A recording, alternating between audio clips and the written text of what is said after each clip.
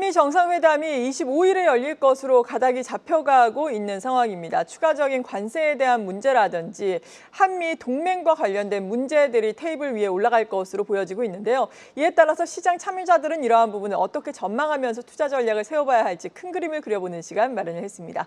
오늘 이 시간에 현대차증권 리서치센터의 김재승 연구위원과 함께합니다. 어서 오세요. 안녕하십니까. 네, 먼저 최근에 나왔던 상호관세 이야기부터 해보자면은 상호관세율이 확정이 됐잖아요.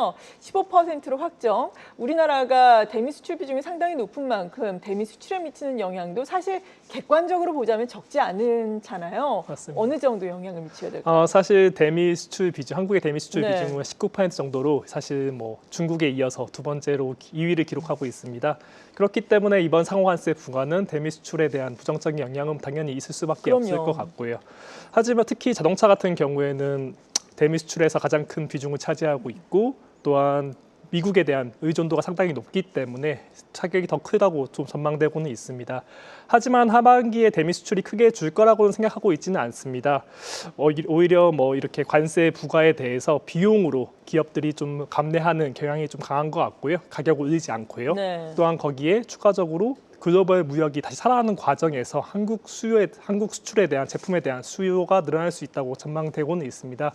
그렇기 때문에 글로벌 전체로 봤을 때 다시 무역이 살아나는 과정에서 한국 수출도 어떻게 보면 바트력이 있었는데 그것이 풀리면서 전반적으로 확대될 수 있는 경향이 나타날 수 있지 않을까라고 전망하고는 있습니다. 네, 단기적인 타격은 불가피하겠지만 그래도 궁극적으로는 수출은 회복될 것이다라는 말씀이시네요. 예. 상호관세가 발효가 또 어제 됐잖아요. 예. 사실 상호관세가 몇 %가 책정이 되느냐 이런 데에 대한 노이즈가 커서인지 정작 발효되고 나서는 시장에 미치는 영향은 좀 미미하더라고요. 어떻게 봐야 될까요? 사실 4월 3일 상호관세 해방의 날 이후에 또 관세 불확실성이 어제까지 계속적으로 이어졌다고 보고는 있는데요. 하지만 이런 특히 트럼프의 예측 불가능한 발언 또는 행동들이 더 시장의 불확실성을 높였고 또한 무역 전쟁으로 더 커지지 않을까라는 우려가 커졌었습니다. 하지만 일본과의 무역 합의를 시작으로 어떻게 보면 관세에 대한 가이드라인이 잡혔다고 생각하고 있습니다. 어떻게 관세가 이렇게 협상이 되는구나라고 좀 많이 생각을 하게 되었고요. 또한 그것에 전망했던 만큼 EU와 한국이 비슷하게 협상에 나섬에 따라서 결국에 결과가 좋게 나옴에 따라서 관세가 어떻게 보면 이렇게 되겠구나라고 이미 시장에서는 확실적으로 좀 생각을 했던 것 같습니다. 그렇기 때문에 이런 결과가 이미 시장에 충격을 주지 않았고요. 또한 중국과도 이미 잘 협상이 되고 있는 과정이다라고 볼 수 있을 것 같고요. 그렇기 때문에 이렇게 호재와 악재든 호재든 시장이 예측이 불가능할 때 시장은 크게 반응하는 것 같습니다. 반면에 예측이 확실성으로 바뀌었을 때는 어떻게 보면 시장에는 빠르게 반영하고 가격에 다음 주제로 넘어가는 모습을 보이는 것 같기 때문에 지금은 상호 관세에 대한 어떻게 보면 우려보다는 품목별 관세나 한미 협상에 대한 디테일적으로 넘어가는 것 같습니다. 시장의 관심이. 네, 그렇죠. 일단은 품목관세 지금 언급을 해주셨는데 반도체에 대해서 100% 품목관세를 이야기를 했음에도 불구하고 우리나라 반도체 업체 같은 경우에는 이러한 관세의 여파가 크지는 않을 것이다라는 컨센서스가 형성이 됐는지 어제 오늘 삼성전자, SK하이닉스 올라가고 있잖아요. 최애국 대우라든지 특히나 우리나라 반도체 투탁 같은 경우에는 또 미국에서 생산시설 짓고 있거나 지을 계획이라서 미치는 영향은 크지 않을까요? 사실 트럼프 대통령이 말했던 것처럼 관보가 나와야지 정확하게 알 수 있겠지만 트럼프 대통령이 말했던 것처럼 미국에 투자를 하고 있던가 투자를 약속한 기업들에 대해서는 관세를 매기지 않겠다라고 얘기는 했습니다. 그렇기 때문에 삼성전자와 SK하이닉스 모두 다 이미 미국에 투자를 하고 있던가 예정에 있고요. 그렇기 때문에 실질적으로 관세 부과는 크지 않을 것으로 보고 있습니다. 물론 메모리 반도체 같은 경우에는 한국에서 미국으로 수출이 되고 있기 때문에 미국에서 만들고 있지는 않고요. 그렇기 때문에 일부 품목별 관세가 부과될 수는 있겠지만 사실 이 경우에도 최애국 관세 대우를 받을 것이기 때문에 어떻게 보면 다른 나라에 비해서 더 강한 관세를 받을 것 같지는 않습니다. 그렇기 때문에 이러한 우려는 좀 크지 않을 거라고 보고 있고요. 저는 또 오히려 어제 애플의 결과처럼 애플과 삼성전자와 이렇게 협업이 늘어나는 것처럼 결국에는 미국 안에 공장을 짓고 있는 두 기업들이 결국에 더 많은 빅테크들과 협상을 이끌어낼 수 있을 것 같고 그 결과가 더 좋게 나온다면 투자들은 오히려 그런 빅테크와 한국 기업들의 협업에 더 주목하지 않을까라고 보고 있습니다. 네, 그리고 관세에 있어서 최혜국이라는 것이 지금 EU가 반도체에 있어서 한 15% 관세를 적용받는 거잖아요. 15% 정도에서 이에 따라서 우리나라 반도체도 관세를 적용받을 가능성이 높다. 다만 또 더 낮게 적용받는 국가가 나오면 그 정도 세율을 적용받는다. 이렇게 이해를 하면 되는 건가요? 맞습니다. 그렇기 때문에 저희가 다른 나라에 비해서 더 네. 못한 관세, 더 나쁜 관세를 받을 가능성은 높지 않다라고 보시면 될 것 같습니다. 네. 그리고 자동차에 대해서는 15% 관세 부과가 확정이 됐잖아요. 이 부분은 뭐 인센티브라든지 이런 부분에서 상쇄를 할 것이다라는 이야기가 나오고는 있는데 실제로 실적에 미치는 영향은 어떨까요? 사실 실적에 미치는 영향은 크다고 보고 있습니다. 지금 현대차 같은 경우에도 잘 아시겠지만 관세를 부과를 받았음에도 불구하고 25%를 네. 현재 가격을 올리고 있지 않습니다. 그것이 결국에는 관세를 올리지 않고 시장 점유율을 지키는 전략을 추구하고 있는데요. 그렇기 때문에 당연히 실적은 나빠질 수밖에 없을 것으로 보고 있습니다. 특히 이번 2분기 실적 발표에서도 말했던 것처럼 결국에 이번에 관세 부과로 인해서 실적이 나빠지고 있다. 매출은 증가하고 있지만 영업이익이 줄고 있다라고 네. 발표를 했거든요. 10% 이상 전년 대비 하락했고요. 그 결과가 결국에는 관세 부과 자체가 기업 판매량에는 크게 영향을 미칠 것 같지는 않지만 이런 실적적에는 영향이 미칠 것 같다라고 보고 있습니다. 특히 많은 애널리스트들이 연간 수조 원의 영업이익 적자를 좀 기록할 수 있을까, 영업이익의 감소를 보고 있을 수 있다고 전망하고 있습니다. 하지만 이것은 이미 시장에서 상당히 반영되었다고 보고 있습니다. 네. 이미 주가도 많이 하락했고 연초 대비했을 때 그렇죠. 그렇기 때문에 이런 것들을 고려했을 때 현재 자체 주가 관세에 대한 충격을 좀 반영 안 했다고라기보다는 향후 어떻게 가격을 높이고 더 비싼 제품을 팔 수 있을지 이런 것에 더 주목할 필요가 있을 것 같습니다. 네, 이에 따라서 좀 재평가가 앞으로는 되기를 기원을 해보겠습니다. 그리고 한미 정상회담과 관련해서는 관전 포인트는 어떤 게 될까요? 한미 정상회담이 사실 뭐 25일에 한다고 지금 예측이 되고 네. 있잖아요. 그 부분에 있어서 두 가지 정도가 중요할 것으로 보고 있는데요. 첫 번째는 관세 협상의 디테일입니다. 사실 관세 협상이 한국 정부와 미국 정부가 사실 말하는 부분이 좀 다른 것 같아요. 네. 아주 확실하게 뭐 어떻게 딱 구체적으로 정했다기보다는 디테일한 협상보다는 어떻게 보면 프레임워크를 정했기 때문에 그 디테일한 부분에 있어서는 더 실질적으로 더 내용이 확인돼야 될 부분이 있을 것 같고요. 그 부분을 확인한다면 오히려 투자들은 환호할 수 있을 것 같습니다. 3,500억 달러의 대미 투자 펀드가 조성된 상황에서 과연 그것이 어떤 기업들이 수혜를 받을 수 있을지 이런 것들이 구체적으로 나올 수 있을 것 같고요. 그럴 경우에는 기업들의 새로운 촉매제로 작용할 수 있을 것 같습니다. 또한 두 번째 같은 경우에는 안보 협상입니다. 사실 안보 협상 같은 경우 상당히 민감한 주제인데요. 안보 협상이 과연 중국을 좀 자극한다면 최근에 중국과 한국 간 관계가 상당히 좋아지는 상황에서 이것에 약간 찬물을 뿌릴 수도 있지 않을까라는 우려가 되고 있습니다. 네. 뭐 공동 방위를 좀 강화한다 이런 쪽으로 되면 사실 뭐 시진핑의 방안이 시진핑 주석의 방안이 좀 늦어진다던가 아니면 하지 않을 수도 있을 것 같고요. 그렇기 때문에 이런 안보적 측면에서는 중국을 자극할지 않을지 이런 거에 더 관심을 가지면 될 것 같습니다. 네, 첫 한미 정상회담에 또 관전 포인트 살펴봤고요. 최근에 미국의 경제 지표들 보자면은 그다지 좋지 않은 양상이 나타나고 있잖아요. 이 부분에 대한 우려는 없습니까?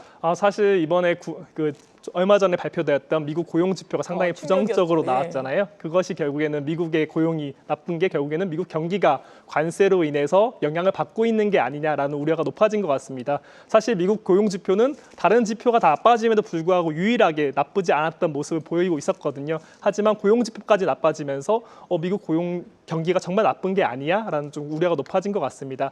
하지만 저는 미국 경기가 뭐 침체에 빠진다든가 그렇게라고 보고 있지는 않습니다. 사실 가장 중요한 이유는요. 연준이 기준금리를 하반기에 인하할 것으로 전망되고 있기 때문입니다. 잘 아시겠지만 9월 달에 연준의 기준금리 인하 가능성이 시장에서는 한 90% 정도로 예측되고 있습니다. 그만큼 높은 연준의 기준금리 인하 가능성이 전망되고 있기 때문에 그 과정에서 어떻게 보면 경기의 하방을 지지해 준다고 할 수 있을 것 같고요. 네. 그렇기 때문에 경기가 침체로 빠진다기보다는 조금 둔화되는 모습 상황에서 어떻게 보면 연준의 기준금리 인하로 인해서 소방수가 등장할 것 같다라고 전망되고 있습니다. 네, 지금 기준금리 인하, 지금 9월 인하 가능성이 92.7%로 CME 페드워치에서는 나오고 있습니다. 거의 9월 기준금리 인하가 기정사실화가 되고 있는 분위기인데 이런 가운데 트럼프 미국 대통령은 새 연준 이사에 스티븐 미란 백악관 국가경제자문위원장을 지명을 했습니다. 트럼프 행정부의 관세 정책의 옹호자이고 그리고 비둘기파적이다라는 평가가 나오고 있는데 이에 따라서 연준의 기조에 어느 정도 변화가 생길 수 있을까요? 사실 뭐 트럼프 대통령이 원하는 것은 기준금리 인하라고 볼 수 있을 것 같고요. 그렇기 때문에 이번에 스티븐 미란 이 이사가 되었던 네. 것도 결국에는 연준에게 더 비둘기파적인 신호를 보여준다고 생각하고는 있습니다. 그렇죠. 하지만 더 중요한 것은 결국에 경제 지표가 어떻게 보면 연준이 금리 인하를 할 수 있는 상황에 맞춰줄 수 있을지가 중요하다고 보고 있었는데요. 사실 물가는 좀 불안했지만 사실 고용 지표가 워낙 과거에는 좋았기 때문에 어떻게 보면 기준금리 인하를 하기는 아직 섣부르다라고 파월 의장이 계속 주장하고 있었는데요. 이번 7월 고용 지표가 상당히 부정적으로 나옴에 따라서 결국에는 파월이 어떻게 보면 한 수 접을 수밖에 없지 않을까. 연준의 목표는 두 가지입니다. 물가와 고용인데요. 사실 물가는 상당히 안정화되어 있는 상황에서 고용 지표가 상당히 나빠졌기 때문에 어떻게 보면 연준의 기준금리 인하는 9월에 맞춰서 할 수밖에 없지 않을까. 네. 파월도 한 수 접을 수밖에 없는 고용 지표가 나오지 않았나라고 생각되고 있습니다. 그렇죠. 뭐 파월 연준 의장도 항상 우리 숫자, 경제 지표를 보고서 움직인다 이렇게 얘기를 했는데 실제로 경제 지표가 쇼크가 나왔으니까 9월 금리 인하를 하고 그렇다면 그 다음 금리 인하는 언제 몇 차례 정도가 올해 될까요? 사실 올해 경제 그 기준금리 인하에 대해서는 두 가지 정도의 뷰가 나눠지는 네. 것 같습니다. 첫 번째로는 2회 인하, 두 번째로는 3회 인하 이 두 개가 팽팽하게 맞서는 상황이라고 보고 있습니다. 사실 그 이유 둘 다 좀 메이크 센스하다고 보고 있고요. 하지만 저희 하우스 같은 경우는 두 차례 인하를 전망하고 있습니다. 네. 일단 9월에 인하를 하고 나서 결국에 파월 의장이 걱정하는 부분이 물가를 자극하지 않을 관세가 그거에 대한 우려가 존재하고 있기 때문에 관세가 좀 더 영향을 미치는 더 지표를 한 번 더 보고 나서 12월에 한 번 더 인하하지 않을까라고 전망을 하고 있습니다. 네. 그리고 대내적으로 보자면은 세제 개편안이 시장에 어마어마한 충격을 주긴 했잖아요. 지난 금요일에 급락을 했는데 참 다행스럽다라는 부분은 이 부분이 또 확정한 게 아니니까 수정에 대한 기대감으로 인해서 시장은 반등을 하고 또 3,200선에 올라섰어요. 앞으로의 방향성은 어떻게 보십니까? 사실 이 부분에 대해서는 예측하기는 상당히 쉽지 않은 맞아요. 부분이 예. 있는 것 같습니다. 이것을 예측하기보다는 받아들이는 쪽으로 좀 가는 게 맞는 것 같고요. 사실 이번에 3,200까지 올라온 과정에서는 어떻게 보면 이런 세제 개편안에 대한 수정 기대감보다는 반도체 업종에 대한 강세가 이번 증시를 더 이끌었다고 저는 보고 있습니다. 그렇기 때문에 어떻게 보면 세제 개편에 대한 우려가 많이 꺾였다라기보다는 우려는 여전하지만 다른 요소들이 더 좋은 게 많이 나오다 보니까 좀 나아졌다라고 볼 수 있을 것 같고요. 그렇기 때문에 투자자들은 사실 걱정은 계속되는 것 같습니다. 특히나 이런 의구심이 생겼다는 게 가장 큰 것 같아요. 코스피 5,000선에 대해서 이재명 대통령께서 말했었지만 이것이 당내에서는 좀 이견이 있는 거 아닌가 아니면 당내에서는 소수 의견이 아닌가 민주당 안에서는 그런 좀 우려감이 높아진 것 같고요. 그렇기 때문에 투자자들은 이것을 예측하고 먼저 들어가기보다는 조금은 더 확인하고 어떻게 보면 결과를 확인하고 천천히 가는 게 낫지 않을까라고 보고 있습니다. 네. 특히 일본 같은 경우는 사실 이런 거버넌스 개혁이 10년 넘게 진행되었거든요. 그렇기 때문에 이것이 1년, 뭐 하루, 한 달, 1년 이렇게 보는 게 아니라 장기적인 주제로 볼 수 있을 것 같고요. 그렇기 때문에 장기적으로 좋은 뉴스가 나올 때마다 보고 확인하면서 점차 비중을 높여가는 게 좋지 않을까라고 보고 있습니다. 네.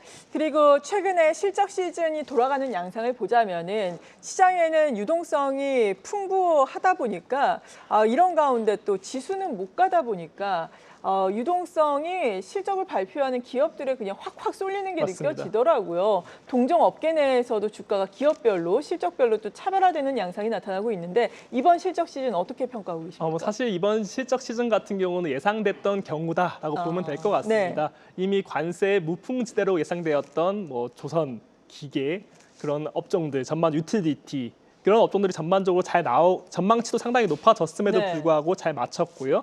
또한 증권업종 같이 자본시장의 활성화로 인해서 좀 혜택을 누렸던 업종들도 상당히 잘 맞췄다고 볼 수 있을 것 같습니다. 반면에 수출주들은 전반적으로 전망치가 하향 수정됨에도 불구하고 그것조차도 잘 못 맞추는 모습을 보였었습니다. 그만큼 양극화가 심해졌다라고 볼 수 있을 것 같고요. 그만큼 이것이 관세 자체가 영향이 크다라고 볼 수 있을 것 같습니다. 특히나 이번 세제 개편안 결과로 인해서 조금은 좀 이런 한국 증시를 이끌었던 밸류에이션 확장이 좀 약간 약화되는 요인으로 작용하고 있기 때문에 어떻게 보면 더 펀더멘탈이 중요해졌다고 볼 수 있을 것 같고요. 그렇기 때문에 2분기 실적에 더 예민하게 반응하고 또 증시 투자자들은 더 그쪽에 더 돈이 쏠려가는 모습들이 보이는 게 아닐까라고 생각하고 있습니다. 네, 그렇다면 지금 투자 환경이 개인 투자자 여러분들에게 여전히 우호적이다라고 생각을 하고 계신지 다음 주 변수와 더불어서 투자 전략까지 마지막으로 정리를 좀 해주시죠. 저는 상당히 하반기에는 좋은 시장이 나타날 거라고 보고 있습니다. 당연히 그 근거는 두 가지인데 첫 번째로는 관세 불확실성이 사실 한미 정상회담 이후로는 상당히 약해질 거라고 보고 있습니다. 오히려 저는 3,500억 달러라는 그 큰 규모의 돈이 과연 어떤 기업들이 수혜를 받을 수 있을지 여기에 더 주목할 수 있을 것 같고요. 네. 또한 두 번째로는 결국에는 연준의 하반기 기준금리 인하 사이클은 두 차례든 세 차례든 시작될 것이다라고 보고 있고 우리나라 경제와 증시는 사실 글로벌 유동성에 상당히 영향을 많이 받습니다. 그렇기 때문에 연준의 기준금리 인하는 결국에는 한국 증시와 한국 경제를 다시 올릴 수 있는 요인으로 작용할 수 있을 것 같다라고 보고 있습니다. 네. 그렇지만 또한 다음 주에 그래서 주목해야 될 결국 요소가 12일에 나오는 CPI입니다. 사실 미국의 소비자 물가가 왜 중요하냐를 봤을 때 이렇게 고용 지표가 안 좋음에도 불구하고 과연 물가가 높아진다면 사실 미국에서의 스태그플레이션에 대한 우려가 좀 높아질 수는 있거든요. 네. 만약에 그렇게 된다면 약간 시장은 조정이 나올 수 있습니다. 하지만 저는 이런 하반기에 좋은 요소들을 감안했을 때 오히려 조정 시 매수 전략이 맞지 않을까라고 보고 있습니다. 네, 매수를 한다면은 간략하게 어떤 종목군을 사실 저는 외국인들이 들어올 때 가장 좋은 업종은 결국 반도체라고 보고 있거든요. 네. 외국인들이 결국 글로벌 유동성이 풀리면 그 돈들이 한국 증시로 들어올 텐데 그것들은 대부분 패시브 자금으로 많이 들어오기 때문에 대형 반도체 업종들이 수혜를 누릴 수밖에 없다고 보고 있습니다. 특히나 최근에 이런 반도체에 대한 좋은 뉴스들이 많이 나오고 있는 상황에서는 반도체에 대해서는 상당히 좋게 보는 게 좋지 않을까라고 보고는 있습니다. 네, 시장의 대내외적인 변수들 심도 깊은 분석 들어보면서 투자 전략까지 알아봤습니다. 현대차증권 리서치센터의 김재승 연구위원이었습니다. 고맙습니다. 감사합니다. 계속해서 다양한 경제 이슈를 알고 싶다면 구독과 좋아요, 알림 설정 부탁드립니다. AI 캐스터 권미정이었습니다.